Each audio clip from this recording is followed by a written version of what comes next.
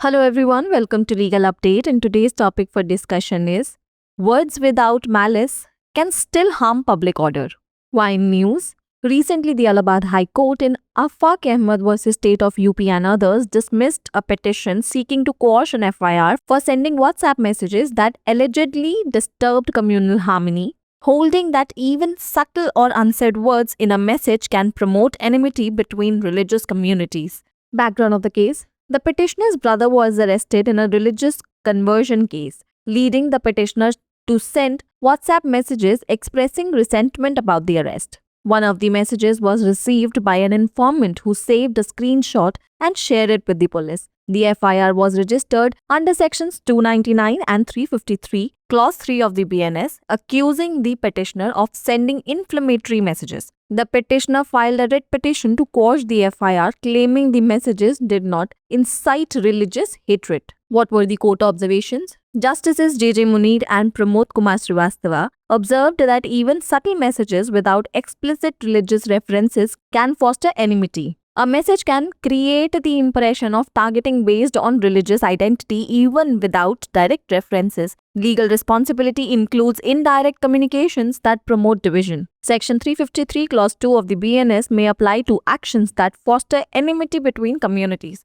The law covers both direct and subtle harmful communications. The court denied relief under Article 226 as the messages had the potential to disturb communal harmony. Provisions involved are: first, Section 353 of the BNS, which penalizes statements that create or promote enmity or hatred between communities, including through electronic means. Second, Section 299 of the BNS, which addresses deliberate and malicious acts intended to outrage religious feelings, including through words or electronic communications. It's the time for practice question. What is the exception under Section 353 of the BNS regarding statements made? Option A: no offense if the statement is made in a place of worship. Option B: no offense if the person acted with malicious intent. Option C: no offense if the person had reasonable grounds to believe the statement was true and acted in good faith. And option D: no offense if the statement was made during a religious ceremony. Pin down your answers in the comment section below.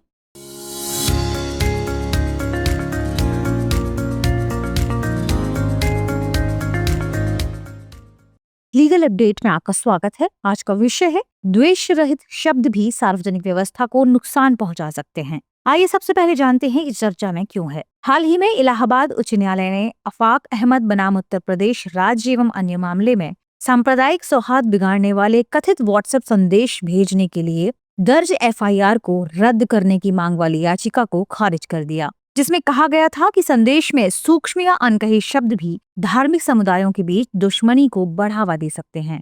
आइए जानते हैं कि मामले की पृष्ठभूमि क्या है। याचिकाकर्ता के भाई को धर्म परिवर्तन के एक मामले में गिरफ्तार किया गया था, जिसके कारण याचिकाकर्ता ने गिरफ्तारी के बारे में नाराजगी व्यक्त करते हुए व्हाट्सएप संदेश भेजे।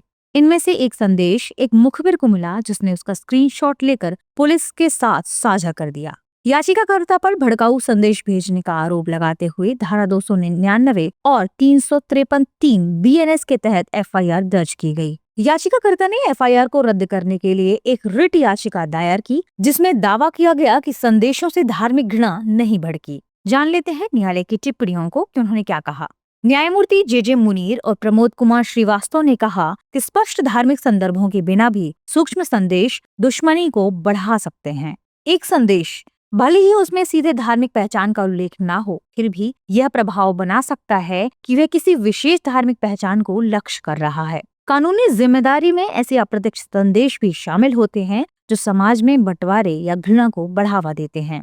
धारा 353(2) BNS उन कार्यों पर लागू हो सकती है जो समुदायों के बीच शत्रुता को बढ़ावा देते हैं। यह कानून प्रत्यक्ष और सूक्ष्म दोनों प्रकार के हानिकारक संचारों को कवर करता है। न्यायालय ने अनुच्छेद 226 के तहत राहत देने से इनकार कर दिया, क्योंकि संदेशों में सांप्रदायिक सद्भाव बिगाड़ने की क्षमता थी। आइए जानते हैं कि इसमें शामिल प्रावधान कौन कौन से हैं। धारा 353 BNS इलेक्ट्रॉनिक माध्यमों सहित समुदायों के बीच दुश्मनी या घृणा पैदा करने या बढ़ावा देने वाले बयानों को दंडित करता है। धारा 299 BNS धार्मिक भावनाओं को ठेस पहुंचाने के उद्देश्य से जानबूझकर और दुर्भाग्यपूर्ण कृत्यों को संबोधित करता है, जिसमें शब्दों या इलेक्ट्रॉनिक संचार के माध्यम भी शामिल हैं। आइए देख लेते हैं प्रैक्टिस क्वेश्चन को। प्रश्न है, धारा 353 बीएनएस के अंतर्गत दिए गए बयानों के संबंध में अपवाद क्या है? ऑप्शन ए, यदि बयान पूजा स्थल पर दिया गया हो तो कोई अपराध नहीं। ऑप्शन बी, यदि व्यक्ति ने दुर्भावनापूर्ण इरादे से कार्य किया हो तो कोई अपराध नहीं। Option C,